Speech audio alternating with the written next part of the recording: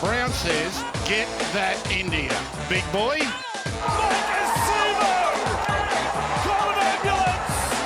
Maybe call a police! Oh, what a shot! What a shot! Campbell killer!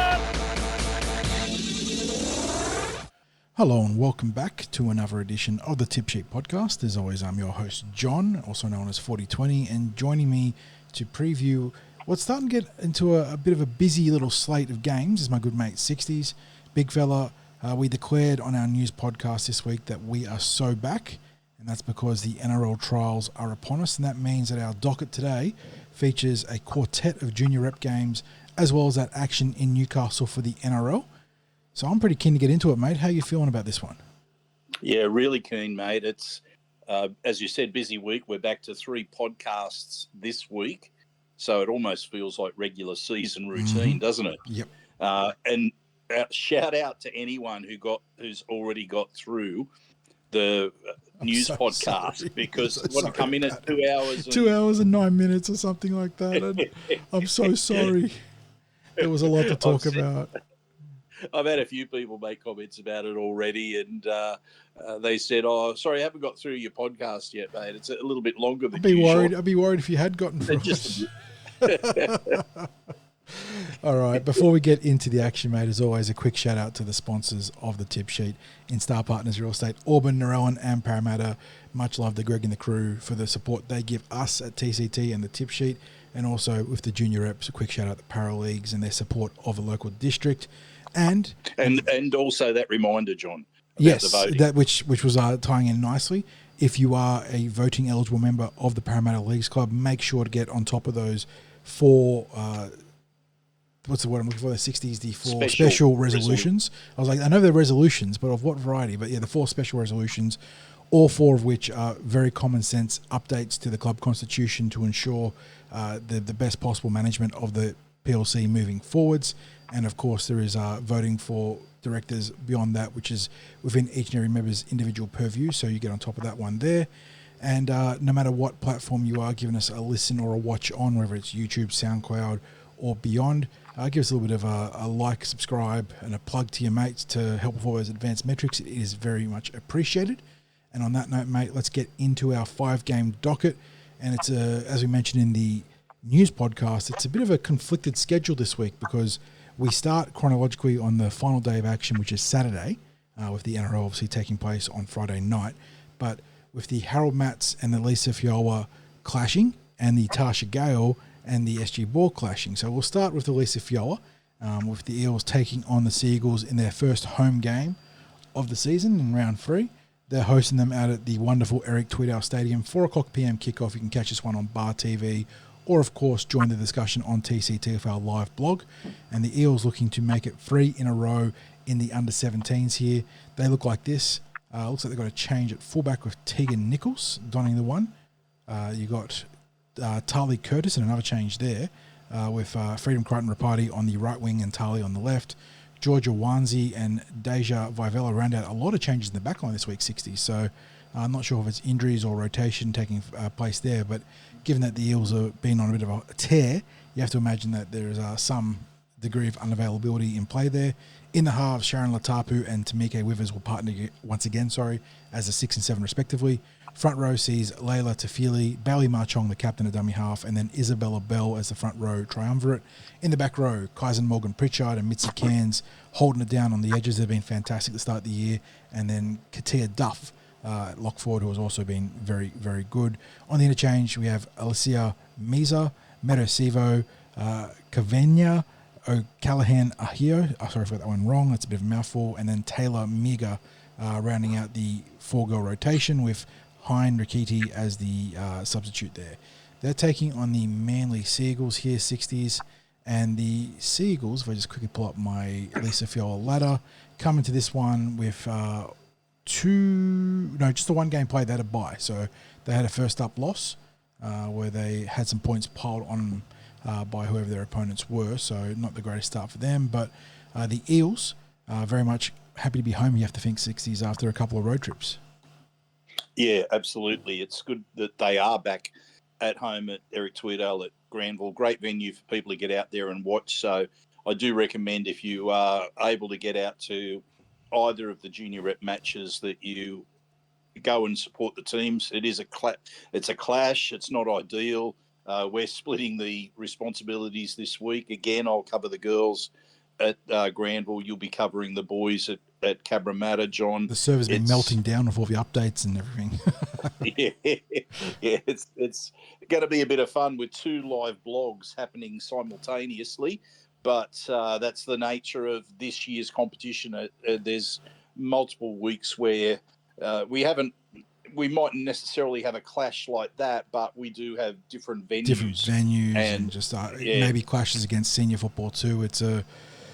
This is the sweet spot in the season where there is no serious NRL New South Wales Cup Jersey Flegg duties to attend to. Obviously, the NRL are trialling on Friday night, but it doesn't clash. But so often do the Flegg and Cup conflict with the junior reps once those seasons begin to overlap. So we have to juggle a lot of balls in the air this year. It's going to be very interesting down the track. But not ideal. Not ideal. Eels coming off. We do. And speaking of doing what we can, the Eels coming off a very solid victory against the Bears. More than solid. That does a disservice to the margin of victory here. But after winning solidly, but with some errors against Canberra, and then improving a bit against the Bears, they still haven't hit their ceiling. But so they'll be looking to really start to put the polish on the team this week against Manly. Yeah, John. When they were playing what you'd call classic rugby league, and in the blog I just said Rugby League 101. Mm-hmm. When they're just playing some classic rugby league, where driving it up through the middle, getting good field position, then letting the ball sing either left or right. They were really hard to hold out against the Bears. The Bears really struggled. There was a lot of metres that were made through the middle. And it wasn't obviously in modern rugby league. It's not just the forwards taking up through the middle. The wings did a good job last week. Now we've got a few team changes this week, which will be interesting to see how some of the different combinations go there. But we've got a continuation of most of the spine. We've got a different fullback this Teagan week. Nicholas taking over, but it's I suppose that would be the argument. Yeah, Bailey Marchong, like you said, and then Latapu and Withers and halves. Yep. Yeah, so look, they'll again be dominant. But look, you just if they play the sort of structure that they do, and they've got some players that can play heads up football as well, which is, that's a mark of a good balance within the team, that you've got players as well that are capable of doing that. I'd expect them to win. I expect them to, again, win comfortably. They just want to keep marching on, just, looking at incremental improvements. Mm-hmm. The big test comes towards the end of the season against the Bulldogs. Final round, I believe, Yeah. But, look, we don't want to jump that far ahead. We just keep looking every week, 1 week at a time. It's a cliche. Yeah, well, the moment you start looking too far ahead, you trip up on what's in front of you, right? So absolutely. The 1 week at a time adage is there for a good reason. I do think they might struggle for that week-on-week improvement just a little bit this week because of the lack of continuity in the backline 60s. That might end up hurting a little bit, but I do expect them to go out there and play some good football against Manly, and I do think they should win and win well. Yeah, I do too. So we move now to the next game. Yeah, so moving on to the Tarsha Cup. This one obviously following on directly there out at Eric Tweedale Stadium. Again, you can catch this one on Bar TV Sports or join the live blog on TCT. Always welcome to jump in and have a comment there if you're a listener and want to be a commenter there. At 6 o'clock p.m, this one, Eels taking on the Sea Eagles. Again, the Eels coming off a very, very good victory against North Sydney last week, and they look like this. At fullback, it is Dallas Graham Wivell. On the flank, you've got Avina Rakoma Ngata, and then Aaliyah Scrivens. In the centres, Jessamine Aluwale, and then Maria Fasavalu Masuli. At the 5'8" position, it's Anahira Payakau, with Aaliyah Sufan back in the number 7. I believe that Anahira deputised for Aaliyah last week and then now moves at the 5'8". In the front row, Armani Lee Ava'a and Taylor Falaniko are the starting bookends. Rory Mueller is at dummy half. On the edges, Fontaine Tafua, and then Matoishi Kalepo with Riverly Arlaw at lock and I believe captain. And then on the interchange, Layla Uwick, Lilietta Pooley, Kylia Gray back to the interchange rotation after a couple of fantastic games starting. And then Christine Tongia, rounding out the 4-player rotation. A couple of extended players here in Shire Tokolic and Blessing the Venekem. I'm sorry, Blessing, I've got that wrong. Don Venekem. And they're taking on the Manly Warringah Seagulls, who, again, consulting my little ladder here, come into this game with a bye and a loss to their name. And they, too, had a heavy loss. I'm going to have to see who they played in for the Manly Seagulls here, because odds are it was the likes of the Roosters or Cronulla in this case. So the Sharks looking pretty handy in the two ladies' grades here. But Parramatta in the Tasha Gale 60s, I think they've been very impressive to start this game, or start this season, sorry. Certainly not flawless, but I do think they've been a bit more polished than their younger compatriots in the Lisa Fiola. But they haven't really hit their ceiling either, which is obviously encouraging. But they do look like a well-drilled team under Shah Henry's watch, and very well balanced. Some really dynamic forwards. The ability to ball play through the middle was obviously fantastic in the modern game, but some really sharp halves. Backline players who are very good at both starting sets and finishing sets. So Eels have put together a very well-balanced squad, and I do think they should account for Manly because of it. Yeah, play a good tempo in their game. There's actually the skill level's quite high. It was funny, as I was watching the games last week, I was thinking back to when we were first covering junior reps and the Tasha Gale Cup, and it was 9 aside, I think. 9 aside, correct, 9 aside, yeah, and full field. So it was really a game which was, there were almost touch football elements in that if you could get the ball out to the faster players, they had the space to get around. So you didn't have some of the skill that's shown in the games these days. And I spoke about it in the review that we did in the news podcast, just seeing some of the classic football that was played. And I talked about the heads-up play of Kylie Gray. I spoke about the beautifully constructed try where Riverly Arlo hit the ball up through the middle, offloaded to the fullback Dallas Graham Whittle, and you see football like that in the female pathways, and you think, like, that's the sort of stuff that is going to hold these players in great stead going into senior football when they're executing plays like that. But it wasn't just that. There were so many times where they just linked beautifully. There are a number of times where they were driving the play up through the centre, and then there might be an offload, or they might just decide they're going to hit the edges after getting the opposition on the back foot, and just seeing that execution, the great hands, like just the passing game it's really gone up a level each year, I think. And these are two quite skilled teams, and although they've got those errors that they've got to get out of their game, they're making it very hard for some of the opposition teams the opposition teams they've faced so far. We know that the likes of the Bulldogs and the Roosters offer a different sort of challenge, because they've got some great recruitment programs, because neither of those clubs have huge catchment areas. So they've gone about doing some very, very select recruitment for their pathways.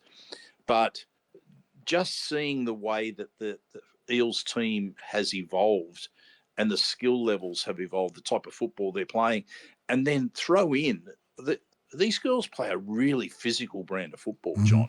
Yeah.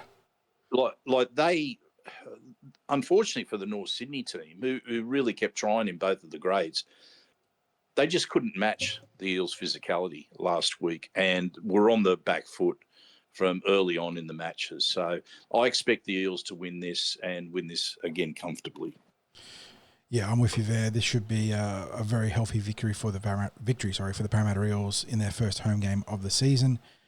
Which brings us to the next game, and the first for the fellas this week, as they too get their first home game of the 2025 campaign. They're hosting the Cronulla Sharks in the Harold Matts 4 o'clock p.m. out at New Era Stadium, so Cabramatta. Again, Bar TV is your streaming source, and you can join the live game updates and conversation on TCT. Eels hosting the Cronulla Sharks, who come into this game second on the ladder, one of 5 undefeated teams left in the Harold Mats: Magpie, Sharks, Steelers, Rabbitohs, and Warriors. Or the Steelers have had a bye, so they're 1 win, 1 bye, and that's 1 game, I suppose. So Eels facing one of the early season benchmark teams here in Cronulla, and they're coming off a pretty humbling loss against the Roosters. They'll be looking to improve significantly on what they put out there at mascot. They look like this. And you're about to read through some changes too. Yes, yeah. The official ins and outs look very small, but I think there are quite a few changes here that haven't been necessarily documented in the New South Wales Rugby League Match Centre. So starting at fullback, we get our first change with Riley Davis taking over the duties in the custodian role. Chris Mawala is on one wing with Cody McCloskey on the left, and then, Chris on the right. Cyrus Bloomfield moves from fullback into the centres, with Epipara Tahu Apiata, the other centre free quarter there. In the halves, Talon Rosati is at 5'8", with Zane Alameddine in the number 7. Front row sees Mark Peterson and Chase Attard starting bookends, Hayden Bell the dummy half. Michael Nower, Kasinga Noah, and Samuel Polly round out in unchanged back row. On the interchange, you've got Billy Fanene, Strantz Schmalmkel, there's no at the start there, it's Schmalmkel. Then Jermaine Fa'afiu and Zach Withers rounding out the rotation. The reserve is Santiago Uwata. And looking at this Cronulla team, any names that jump out in terms of second gen? Not really. There is a Challenor. We've seen Jai Challenor come through before 60s, so I imagine that Liam is a fair chance of being a relation here. He's also the captain. There's a Jamie Curran, but I don't think related to Josh, but who knows. But yeah, so Cronulla always There are a couple of familiar names. There's I'm assuming it's Chase.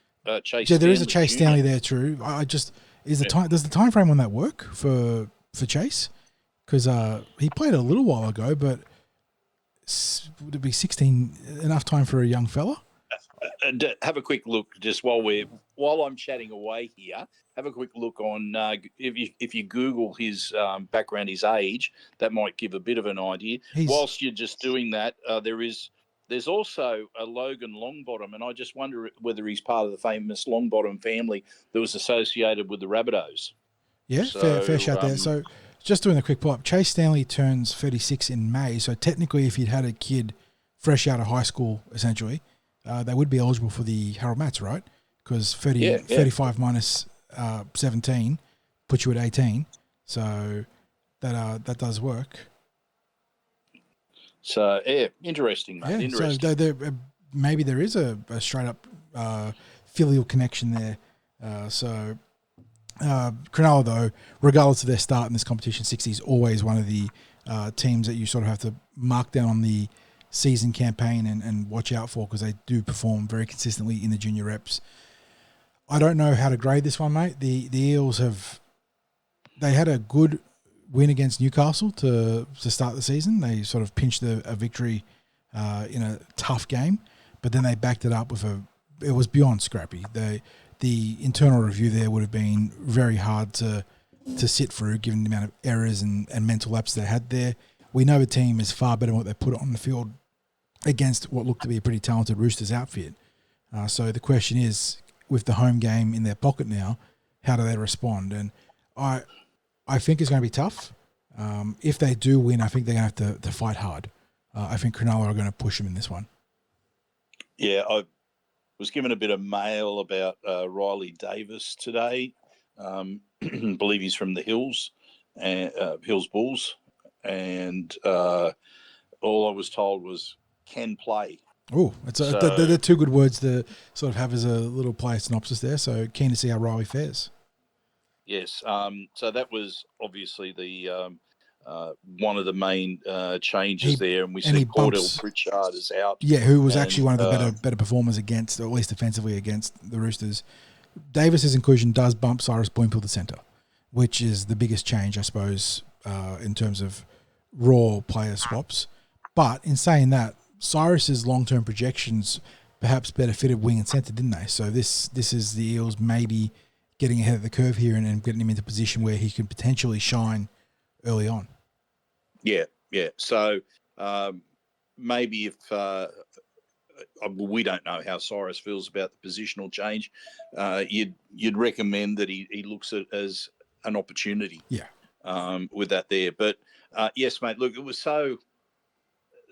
it wasn't possible to pick out too many positives last week if we're going to be brutal about the Harold Matt's performance. We both did write-ups, you for Parramatta Eels, the official round review, and me with my weekend wrap, and trying to dissect the corpse of that game was not pleasant. The Eels played very poorly. Yeah, and look, I think the Roosters successfully put them off their game, which is, that's part and parcel of rugby league. The Roosters were very physical towards them, and the Eels just, they had a little bit of early possession and territory, couldn't convert it into points, and essentially the first time the Roosters got their chance, they were able to execute. They were able to jump out to a lead that, the Eels just were never able to pull back. And it just, the longer the match went, the worse it looked for Parramatta, let's be honest. Would it end up 30-6, I think, the final score. Yeah, look, it was an ugly game in many respects. So as you said the other day, it was you want some learnings, but you then want them to have a memory of a goldfish, put it behind them, look through the windscreen rather than in the rearview mirror, keep looking ahead. We know there's talent in the team. They've just got to get back to being focused. And that first focus really needs to be on their defence. Yeah. Because for a team that had worked hard on getting their defensive systems right, would have been disappointing for Coach Josh Hodgson to have 30 points put on him. So, look, without knowing too much about the Sharks, except for the fact that they always turn out quite strong junior rep teams, I'll tip the Eels to bounce back. I'll be happy with a 1-point win for the Eels Mats team, but again, there's a little bit of the unknown because I haven't watched any footage of the Sharks. So, we'll be. As I said, I'm tipping the Eels in this one. Yeah, I think if they're going to win, like I said, it's going to be a tough one. But with the home field advantage and maybe that sting of rebuke from that loss, they will be really fired up to make amends and will push the Cronulla Sharks. Of course, that takes us to our final game in the 4-game sequence in the junior reps this week, with the Parramatta Eels taking to the field in the SG Ball, also playing the Cronulla Sharks. This is at New Era Stadium, as of all the other games. Catch it on Bar TV or TCT. Your pick of your poison there, maybe a little bit of both. But 6 o'clock p.m. kickoff here out of New Era. Eels hosting the Sharks, who come into this game with a win and a loss to their name. Eels coming in for win and a draw. So technically one of our 6 undefeated teams in the competition, alongside the Roosters, who they drew with, the Tigers, Raiders, Steelers and Rabbitohs. Eels looking to improve to 2.5 wins on the season here.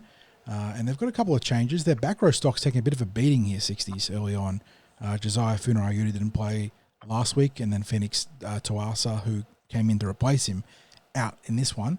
So they look like this. At fullback, Nathan Howard is in the number 1, thankfully okay after that vicious aerial hit he took last week.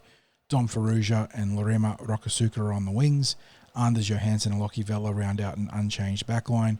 We do have a change in the halves. Big inclusion here. You got Lorenzo Talatana making his 2025 debut after a couple of games out. The most experienced halves option here for the Eels in the SG Ball. He will partner Lincoln Fletcher and probably give the Eels their first choice halves pairing for the first time this year. Good to see Lorenzo back in the fold. Bo Lucian, Lockie Koinakis and Ryder Talangi round out the starting front row. Trace Beattie gets his start in the that troublesome right edge position, with the Eels going for their back rows right now. Hope he has a great game, with Christopher Petrus down the left. Max Popo is at lock forward. Tom Summer, Wesley Picotti, Mark Williams and Michael Filalava round out the rotation. Corey Lee and Fizla Tapu, the extended interchange players there. So the Eels taking some hits here, 60s. We talked about the back row, also missing, and was a standout in round 1 for the Parramatta Eels in the SG Ball. Sorry, missing from last game and this game was Mason Ong. So back row stock's really taking a beating early on this season. But they are coming off a tough draw, and they're taking on the Cronulla Sharks, who, again, they're 1-1 in the season, so you can't read too much either way, but usually one of the good plus teams in this competition. And looking at that roster, we've got another Challenor there, 60, so the Challenor bloodline running strong in there, and I think there's Garners in both teams as well, so the Sharks got a few brotherly connections in here across their junior reps, and they always play the Eels tough. But with the home field advantage, and I think just the little bit of tune-ups they'll get from what happened last week, I do think Parramatta are positioned to make a push for victory here. I think that Lorenzo's inclusion into the halves finally, being back available from what I was keeping him out of the game, is significant. I think it sort of brings a really nice balance to their playmaking stocks, with Fletcher being able to steer the team around the park and then Lorenzo playing a bit more heads-up football. And I do think that on the back of that, Parramatta should be able to put together a pretty well-rounded effort. Yeah, as you said, forward stocks getting a little bit of a beating there. But, mate, I'm not sure whether it was the Great Escape or the one that got away. that is so hard to try and pigeonhole, wasn't it? The Eels, steal a draw from the face of defeat, which was kind of the case in the final moments when the Roosters were on the attack, but they also put themselves in a position to win that game and then saw it slip through their hands. So what a crazy end to that one.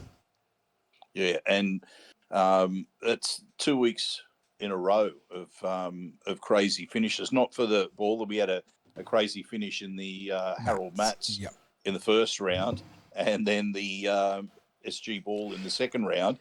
So, you know what? I'd love to. We all enjoy a tight, tough contest, but I also enjoy the Eels having comfortable wins. I can do without the big blowout victories where you're piling on 50 points because, from a blogging perspective, it's a nightmare because you're just hammering away trying to keep up with all the tries and line breaks. But well, John, you've got more advanced typing skills than I do. And I can tell you, when you're going with two thumbs on a phone, which I was going on with the girls at North Sydney, I was almost a try and a half behind at one stage there where they were going back. Mentally back to back. Fatiguing trying to keep up with it, and just from a pure contest perspective, you don't mind the Eels winning solidly, but I do like seeing a bit of contest in the footy in the junior reps. So I wouldn't mind seeing the Eels win and win well. But the blowout certainly would make our lives a bit more difficult in terms of the blocking. So a high scoring game is not what we want. No. In doing any sort of blogs, we like to be able to watch it as much as we do type what's happening. So look, there's going to be I'd say that the SG ball weren't at their best last week. Again, the Roosters were really, really physical and really pushed they were walking that borderline. They were redlining in the ruck a lot. And the referee, we spoke about it in our review in the news podcast, but the referee sort of got a little bit lost in the sauce. And that happens at the NRL level, let alone junior reps. So I'm not here, pointing fingers saying he did a terrible job. It's just the Roosters were able to really toe the line aggressively. Yeah, there were just, for mine, there were too many moments where the match stopped because the players were charging at each other after some sort of shot had been taken, and let's face it, there was a lot of heavy contact from the Roosters in that regard. Parramatta were reacting to that. So, you want players to stand up for their mates out there, but you also don't want players losing focus. And I'm not suggesting that the Eels looked focused, but I think the Roosters were given a reasonable amount of leeway with their physicality by the match officials last week. Again, I'm not saying that that there was any sort of bias in that regard. I just think that they didn't get on top of controlling, that as you said, that red line physicality that was happening. I think it was a lesson learned for the Eels. I think they'll be a little bit more focused this week, and I'm expecting. Well, look, let's face it, the coach is not going to be happy with some of the defence, especially on that right side.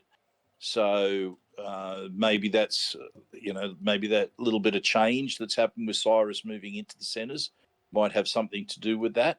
But, John, I am expecting a bounce back from the Eels. I know the Sharks are traditionally a tough opponent, but I think the Eels, they're one of the heavyweights in this grade.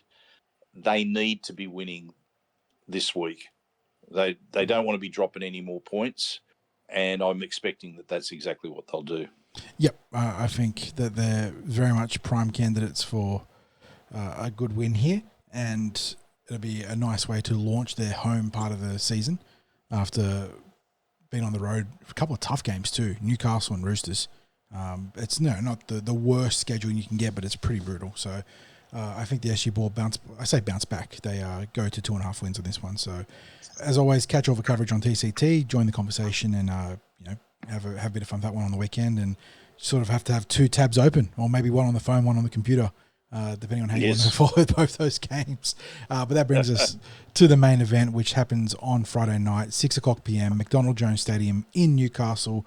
Parramatta Eels facing the Novocastrians, the Newcastle Knights, in what is week 2, but really week 1 of the preseason challenge. I know the round 0, the Vegas teams had their first hit out last week, so ostensibly it's round 2 by the NRL's definition, but really the first week.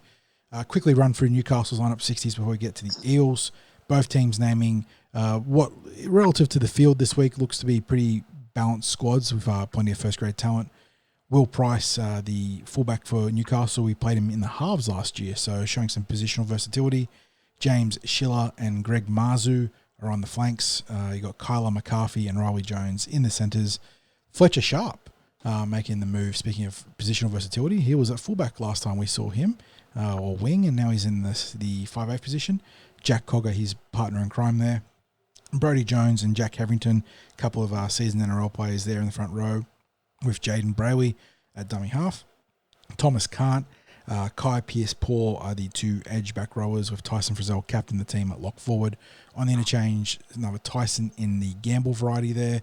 Matt Croker, Jackson Hastings on the interchange bench there, with Sebastian Sua rounding out their 4-man bench.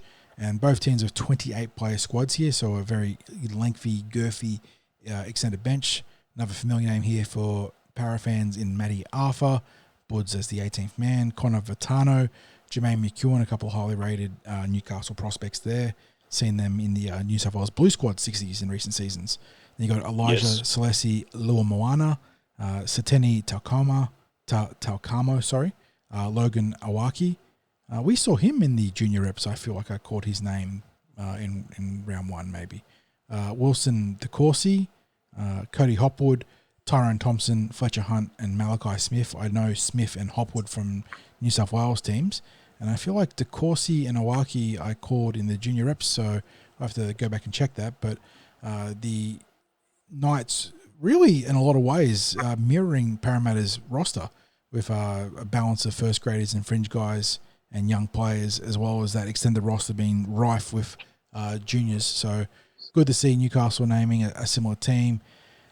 Not too much to comment on them or comment for them 60s. Obviously, they've got some really big hitters like Tyson Frizzell there, but players like Fletcher Sharp out of position, maybe looking to push their way into first grade contention, given that Kalen Ponga has a lockdown on the fullback role. So they've got some interesting selections of their own to account for. I imagine that you'll be looking to see how Buds goes, sort of an invested watcher in that regard, given he's tied to the Eels. Obviously, you hope he plays pretty well without hurting Parramatta too much. But Newcastle with a reasonable team there. Yeah, as you said, I think it's in terms of the experience and where players are sitting in their roster, it's probably a similar balance to the Eels.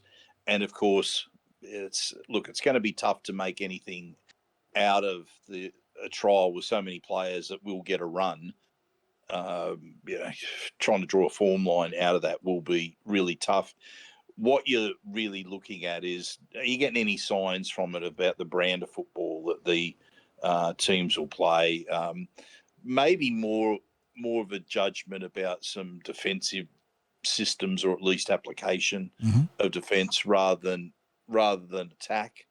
And I think it's, in this instance, it's really almost a sort of, what we're going to see is, well, we come into it without expectations. Let's just say that, because we're not exactly sure what Newcastle will deliver with that the team that they've put out there, with a mix of missing faces as well as familiar faces. But mate, you're about to run through the Eels team, and this is where it gets interesting, because the names are familiar to us, just like the Newcastle names would be more familiar to Newcastle Knights supporters. So we'll be able to talk from a bit more of a knowledge base about the Eels players. Just a bit more informed on the blue and gold side of things. And absolutely. And that's just to be expected, especially when we're talking about trials and so many players getting a run in this game. And to be fair, we're probably better informed for most teams, or for Newcastle compared to most teams, because we've seen the likes of Vitano, McEwen and whatnot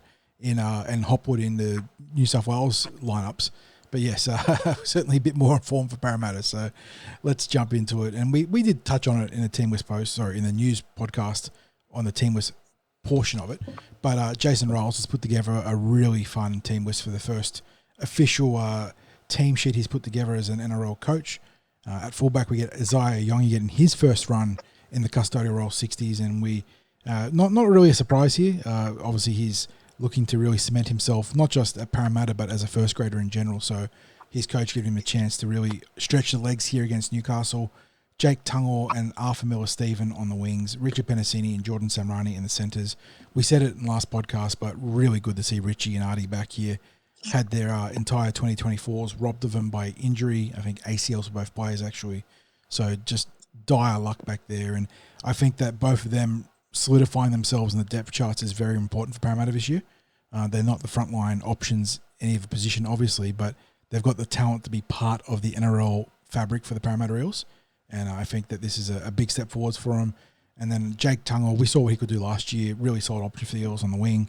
And then Jordan Samrani, one of the real interesting stories for the Eels coming across from the Dogs.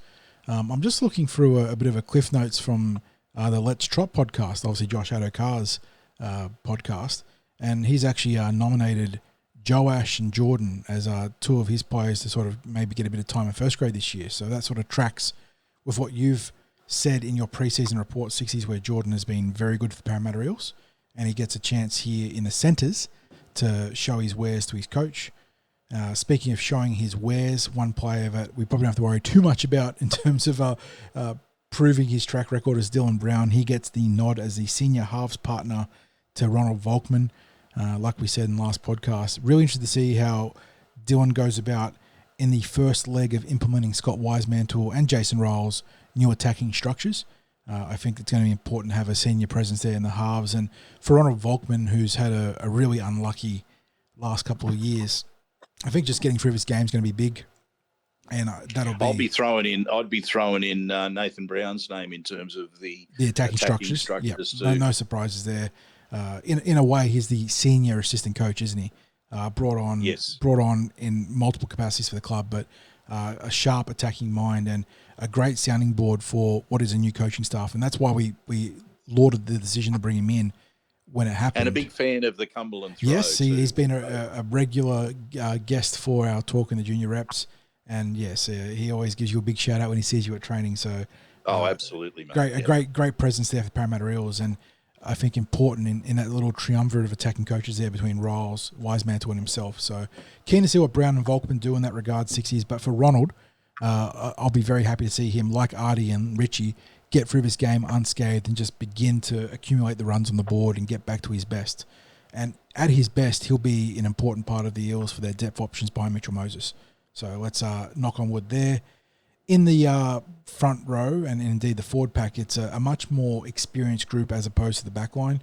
Ryles has not messed around. He's named Joe Effengai and Wittering McGreg to start. Brendan Hands, our frontline dummy half option, will start here in this game. Another one of the really interesting storylines for the Eels in the preseason, Gideon Katonga. He'll be on one edge, Kelma Tuolangi on the other. Are we expecting Gideon to be on the right 60s or left? Left, I think. Left, so he'll be running off Dylan Brown. That's going to be really interesting then. So a lot happening on that left edge. And the other great news here, Charlie Geimer, not like he was under an injury cloud in the preseason, but we were robbed of a really big season from him last year because of syndesmosis. He is back and he'll start at lock forward. Great to see from Charlie there. On the interchange, another player that the Foxes shouted out in Joash Papali, a real live wire, another highlight reel player from the preseason who's featured plenty in your reports. And being picked in that 14, geez, it perks the ears up, doesn't it, 60s? Can he be the live wire utility man for the Parramatta Eels, the way that Tyron Wishart is for the Melbourne Storm? He's an experienced fullback by trade, has played in the halves for the Bulldogs and the juniors. There was talk by Phil Gould that he could, cover dummy half as well. If that does eventuate, that's obviously really perfect for the role, but just keen to see Joash getting a run round. And then a couple other young bulls there, Sam Tuivasa and Tony Mattielli. We've both got big raps on them, and if you've been listening to this podcast and reading our live blogs across the last few years, you'll know that the potential is massive for these two boys. And Tony, as the senior member of that two-man brigade there, has really seemed to have put it together in the preseason this year, so expecting big things from him. And then he was my when we spoke on in the news podcast, he was the little black book. Tip that I'm right. saying to watch for a debut this year. Yeah, so we've got 3 players already, 2 from the Fox there, and Joash and Jordan, and then now Tony Mattielli. So we're getting some great early season tips here.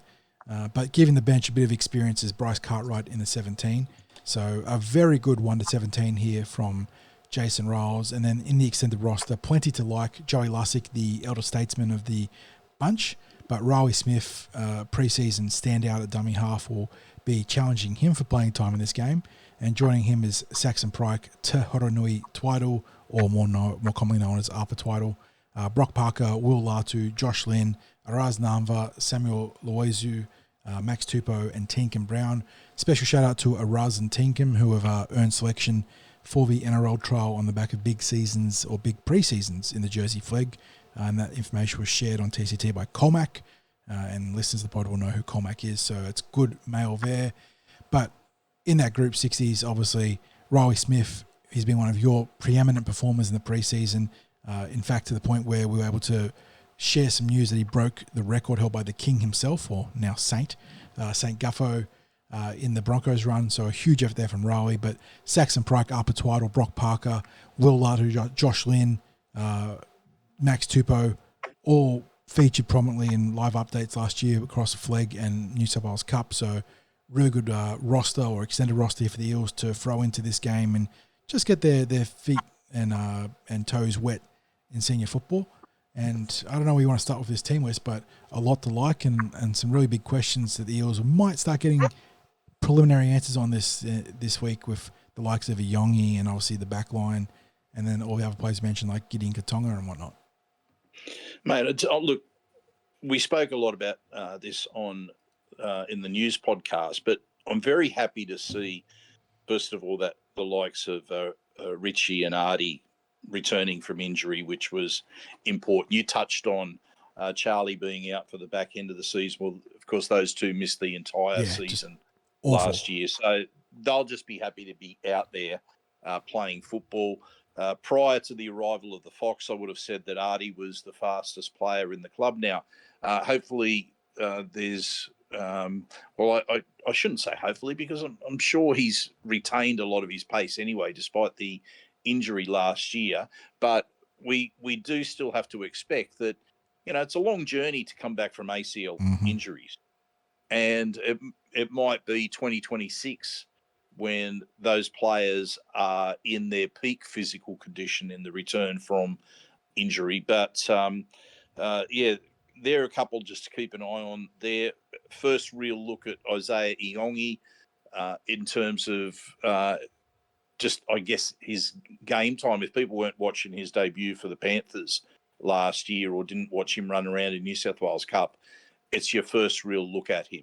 and I'm really keen to see how that plays out. Ronald Volkman had a quick couple of chats with him this week at training. I said to him, great to see you out there in the, getting named in the team. Back where, I said, especially given where you started, he says, mate, back to where it all started. Back to where it all started, because he is an Eels junior, was involved in Pathways development teams. So hailing originally from the Cabramatta club. So it's good to see him back. John, I actually think he might end up playing a little bit more of a dominant role. And I know he's in the 7, so you'd expect that to be. But many people might think, well, Dylan Brown's got more experience. Look, just from what I've seen him at pre-season training, he doesn't mind. And that's what the coaching dominant staff would want to see, wouldn't they? Because obviously in an NRL setting where Mitchell Moses is out, you want Dylan to step up to the plate. But in saying that, you now have a proper backup half at the club in Volkman, whose specialist or specialisation is in running the team. So even if he is partnered with Dylan Brown, he is the one that needs to be telling Dylan like what sequence of play you're going to be doing, what the shot call is. And then obviously Dylan can override and make his own calls at times, but Volkman would be the game manager. And you want to see that from him on Friday night. Yeah, so look, apart from that, I think you're going to see the Eels forwards being a lot more mobile. Having Gideon out there on the left edge, it's like having two Kilmer Tuolagis out there. But he's a big mobile unit, Gideon. So, I'm expecting some, you'll see the difference that it makes, I think, with that mobility of the Eels forwards with the different body shapes. And none more so than Woody Wiramu-Greg, who people might have seen, might have been paying attention to the images of him from Eels media. Also, if you've got to any of the open training sessions, you would have seen how trimmed down that Woody is. Look, he's still a big unit, but this would easily be the leanest that I've ever seen him run around at. Look, but apart from that, John, I'm not expecting the Eels to show their hand too much. I think you're going to see some of the basic structures and shapes, nothing in the way of any special plays, anything like that. Jason Ryles would be wanting them to execute in defence, show all the signs, not just of the defensive structures, but of the key areas that he'd be wanting the people to be working on, line speed, that sort of stuff. Effort plays, making sure they get the timing and the ruck correct, all of those sorts of things. And in attack, as I said, I think you'll see a lot of the basic shapes. If there's opportunities there, they might take it, but I don't think they'll show their hand too much. You wait for the premiership proper for that. We just want players to get through injury free. That's the main thing. And apart from that, it's just sit back and enjoy it. And the result, like, the coaches aren't worried about results in these matches, but they are concerned that they want to see the things that they've been working on in pre-season. Obviously, a win's a nice icing on the cake, but they want to see the things they've worked on in pre-season being taken out onto the field, away from internal club scrimmages and into a bit of a game against another club. There's no point in going through the pre-season and training to do one thing and then coming out in the trial and not being able to execute it. So they want to see them showing that side of things. Result, as I said, maybe it's not quite as important, and especially once you start running players on and off and what have you, you're not going to see what you normally see in games in terms of fatigue. Exactly, and I suppose that really ties in nicely to what I wanted to sort of ask you. It is the first trial of the season for the Eels, and they have named a fair few frontline players. How many minutes should we be expecting from them? In the main trial under Brad Arthur, we usually saw 50 to 60 minutes when we played the Penrith Panthers in week 2 or whoever it would be in a given week 2 of the preseason. What does Jason Ryles do? What's your gut feel here? First week against Newcastle, there are some players that he might put bigger minutes into, like Richard Penasini and Sam Rani and Artie Miller-Stephen maybe. But you've got a lot of starters in Joe, Wiremu, potentially Kelmer, Charlie, Brendan Hands, obviously he's our number one dummy half, and Dillbags. How many minutes should they be getting in this game? What's your gut feel on that one? Well, given that they've named 15 players beyond the starting 13, you would think that, look, I believe there's a reserve grade trial on. I could be wrong. There's definitely a flag trial on Saturday, but I believe there might be a reserve grade trial, in which case, like, some of these boys might be running around in that. I don't want to steer people wrong. I haven't seen anything officially or anything like that. But look, John, my gut reaction, I don't know how long he's going to give some of the players, but I'd be stunned if there's any of them getting more than half a game, any of the ones that we could expect to see in round one. I think that's probably spot on. At the most, 5 or 10 minutes beyond half a game. But why run Iongi around for 80 minutes when you got Joash Papali'i and Arpa Twaddle there too, who's plenty of experience at fullback as well. Correct. So you don't want to overspend your resource. Last thing you want is a guy staying on for the final 15 minutes and picking up a hypothetical injury there, which would be a big gut blow. And then I suppose the only thing is, John, is when you look at the bench, certainly it's forward heavy. But you've got in terms of the halves, the players that could play in the halves. Like, look, Joash could play in the halves. Arpa Twaddle could play in the halves. Josh Lynn definitely. Riley Smith spent a little bit of time at halves. halfback in the flag last year. He has, he is a special dummy half. Yeah, I would think he'd be playing in a dummy half role. So, maybe he and Joey might get 20 minutes each in terms of that. But look, John, apart from that, we may as well just make a call on how we think the match will go. As I said, I don't think the result matters much. Look, I think, depending on the weather, there's forecast for rain tomorrow, is there? Newcastle weather. Let's see what the old internet says. So tomorrow, it's a 69% humidity forecast, 25% chance of precipitation, topping out at 30. So that's nasty conditions. That is very, very, very, very humid. And at 6 o'clock, it's going to be about 26. The chance of rain diminishes a little bit at that point. But goodness, that's February football for you. You're getting it nice and muggy. But like you said, tipping a result here is a bit of a academic process, I think, because at some point teams are going to be rotating heavily, and you might see the reserves swinging the scoreboard result heavily one way or the other, whether it's for Parramatta or for Newcastle. Correct. So you don't get too worried about that. The first half will probably be the quote unquote most important part of it. And you just want to see the Eels getting through those new systems. It's not like, it's rocket science for what Ryles, Brown and Wisemantel are going to be doing, but Parramatta will be playing some different football under the new coaching staff. And I think that they're going to take their first steps on Friday night. And I just think it's not even about combinations in this one. You've got a lot of new faces and guys coming back from injury and, just a really eclectic, interesting mix of players. And I just think they'll all be keen to go out there and play some football. There's going to be mistakes, but I am pretty positive about this one, Sixties. The vibe coming out of the preseason, based on what I have seen, based on what you've been able to share with everybody in your preseason reports, and just from when you see the players talking, and even Josh Adokar in his most recent episode of the Let's Trot podcast, just the vibes are in a good place. And I think that will hopefully translate to the football field tomorrow night. And I think the Eels might end up playing some, not perfect because the preseason scrappiness is going to be there, but some good football. Yeah, look, I think the Eels will go in with a very positive attitude. I'd like to think that they'll get the win, although that doesn't concern me too much.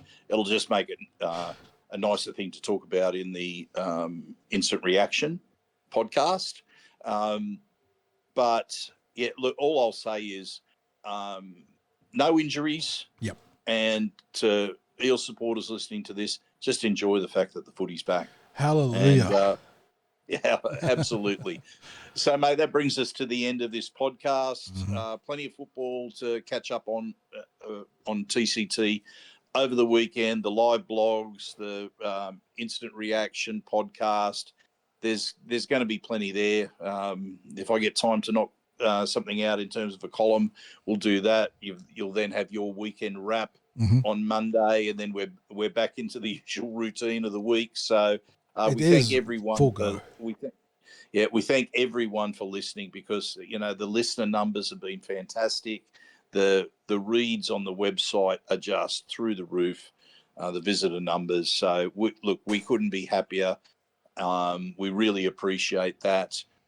Shout out, as we've said at the start, to our sponsors, Star Partners Real Estate, Auburn, Narellan and Parramatta. Shout out to the great sponsors of Junior Rugby League in the Parramatta District in Parramatta Leagues Club. And don't forget to vote. Please vote on the Leagues Club elections, and also for those special resolutions. Remember, voting closes Friday week. So that's, the 21st of February. Don't let that date get away from you. Vote now. If you haven't voted, electronic voting is so easy, so quick. Get your votes in, and then it's done. Right? But we really need, for the special resolutions, they need those constitutional changes. They need 75% of the vote to get constitutional changes across the line. So don't just exercise your club constitutional rights by voting for the election for directors. Make sure you vote for those special resolutions, because they will take the club into the future, and they really need those changes. If you do want greater clarity on those ones, you can catch our special episode where we sat down with the PLC president, Greg Monaghan, who walked us through the quartet of special resolutions, as well as the initiative to install Peter Wynn as club patron. So there's a lot of good gas in that one there. Go check it out. Greg lays out everything about why the club is trying to introduce these measures, and how they are very much above board and common sense to ensure greater governance of the Eels for not just this election, but moving forwards in general. Yeah, absolutely. So enjoy the footy, people. And as I say, every week, go you mighty Eels.